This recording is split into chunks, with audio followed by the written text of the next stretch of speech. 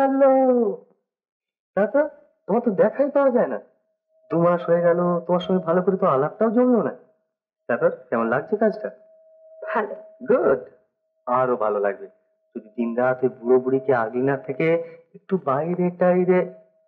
চলো না। আমায় মাফ করবেন, আমার কাজ আছে। আরে কাজ কাজ আর কাজ, তোমার কি কাজ ছাড়া আর কিছু নেই? এই একঘেয়ে জীবনে একটু বৈচিত্র্য, একটু আনন্দ, একটু বিশ্রাম। চলো না, আজ ডায়মন্ড হারবার একটু বেরিয়ে আসা যাক। বেশ তো, আপনি একটু অপেক্ষা করুন, আমি আপনার মামাকে বলে আসি। এই দেখো, আরে আমি বলছিলাম কি, যে যদি তুমি রাজি থাকো তাহলে একটা মিউচুয়াল আন্ডারস্ট্যান্ডিং।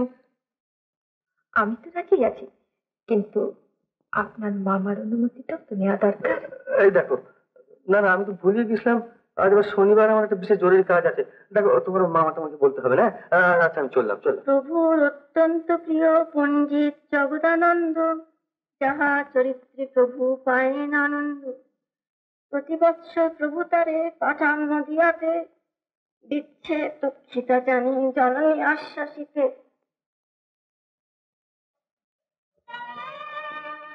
আরে মতিমা, ওখান দিয়ে ছুটে পালালো কে রে? সুধা না? সে ছাড়া আর কে? দেখবো মা, দিন রাতে তো এটা সেটা করে বেড়াচ্ছে, 1 মিনিটও যদি বিশ্রাম আছে না রে। চোখে আঁচল চাপা দিয়ে ছুটে গেল। কি হলো বলতো? দাঁড়া, আমি দেখে আসি।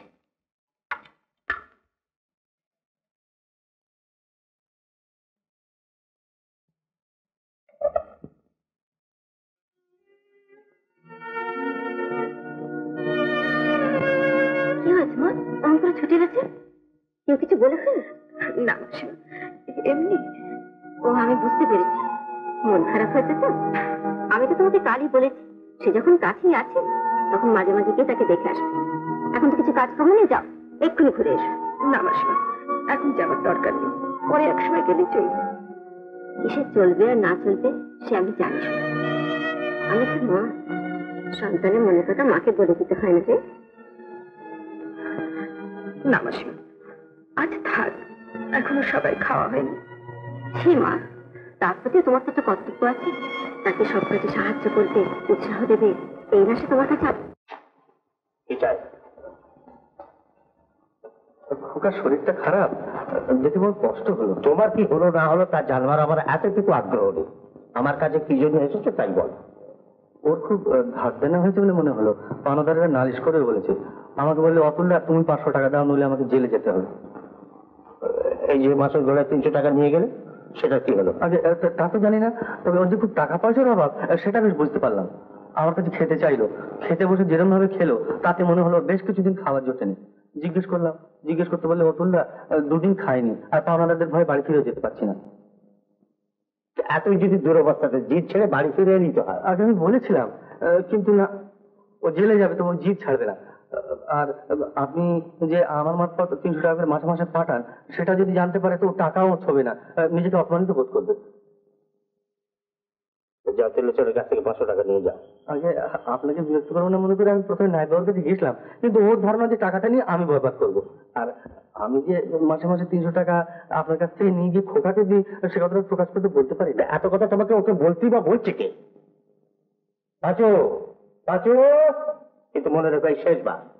আগে করতে বাবু, ত্রিলোচনকে বল যে আমি বলেছি অতুলকে 500 টাকা দেবে। যাও না, ওকে যাও।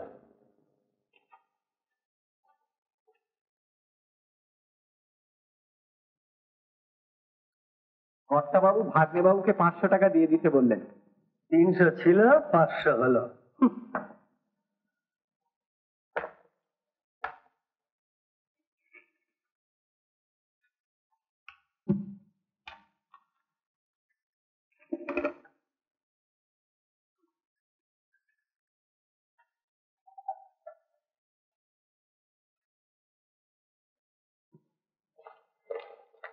এই টাকা আর এই হিসেবের খাতা বুঝিনি আমি রেহাই দিন। তার মানে বুড়ো হয়েছি, দিনের পর বাজে খরচ যেরকম বেড়ে চলেছে, তাতে হিসেব পত্র রাখতে ভরসা পাচ্ছি না। আমি 500 টাকা নিলেই তোমার বাজে খরচ হলো, আর তুমি নিজে যে 5,000 টাকা খরচ রেখে বসে আছো। তুমি ভেবেছো আমি জানি না ও টাকা তুমি কাকে দিয়েছো? কতবার বলেছি আপনার টাকা দিইনি, যে টাকা দিয়েছি তা আপনার সংসারের না, জমিদারির না। আজ 30 বছর আপনাদের সংসারে খাটছি, একা মানুষ, মাইনে নেবার কোনো প্রয়োজন হয়নি। টাকাটা তহবিলে জমা পড়েছিল, তাই থেকে 5,000 টাকা নিয়েছি। 5 কেন, তুমি 25 নিতে পারো, কিন্তু তুমি তোমার নিজের টাকা দিতে গেলে কেন? দিদিমণি, দিদিমণি, শিক্ষিত চাও, কর্তাবাবুতে নায়কবাবুতে ভীষণ বেঁধে গেছে। মাসিমা কোথায়? গিনিমা পুজোর ঘরে, তুমি যদি গিয়ে না থামাও, তুমুল বেঁধে উঠলে আজ আর কারুর চান খাওয়া হবে না। কর্তাবাবুর স্নান হয়নি? না, আমার খুশি আমি সব উড়িয়ে দিয়ে যাবো। মাতানো হাতে হলে একজনকার মান চলে যায়। আচ্ছা, আমিও দেখছি জমিদারির সমস্ত আমি দেবোত্তর করে দিয়ে যাবো। তোমার এত বড় সাহস, তুমি হিসেবের খাতা ফেরত দাও, আর ভয় দেখাচ্ছে তুমি হিসেব পত্র রাখতে পারবে না। আপনি হিসেবের জন্য ব্যস্ত হচ্ছেন কেন? দরকার হলে জমা খরচটা আমিও দেখে দিতে পারি। অনেক বেলা হয়েছে, আপনি এবার স্নান করতে যান। ঠিক বলেছো, ঠিক বলেছো, তুমি তো লেখাপড়া জানা নেই, তোমার কর্তা মেয়ে আমি খোঁচাচ্ছি। এই নাও হিসেবের খাতাপত্র সব, আজ থেকে সংসারের সব খরচের ভাগ তোমার। যাও থেকে হিসেব পত্র বুঝিয়ে দাও। চলো, তোমার নায়েবি আমি খুঁচিয়ে দিচ্ছি। হ্যাঁ, যাও বুঝিয়ে দাও। আমি হিসেব কত বুঝি। চলো,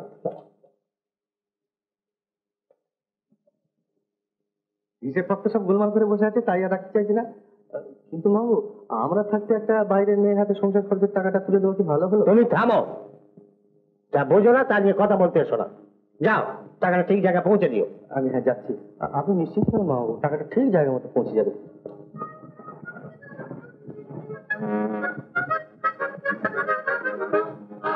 কিন্তু নায়ক কাকা, হিসাব রাখবার আমি কিছুই জানি না। কর্তাবাবুকে শান্ত করার জন্য তখন যে আমি বলেছিলাম, সে তো কথার কথা, কিন্তু আমি এই দায়িত্ব কি করে নি নায়ক কাকা? তোমায় কিছুই করতে হবে না মা, যেমন চলছে তেমনি চলবে, আমি সব ঠিক করে নেবো। তুমি শুধু এই হাত খরচ, মাসোয়ারা বাবদ, যার যেমন খাতায় বরাদ্দ লেখা আছে, তার বাইরে কাউকে কোনো টাকা দিতে রাজি হও না। কিন্তু তুমি এখনো যাওনি সুধা? ও, তোমার কোথায় যাবার কথা ছিল? তো যাও মা, যা। ও মা, ও যে স্বামীর কাছে যাবে বলে সে সকাল থেকে তৈরি হয়ে বসে আছে।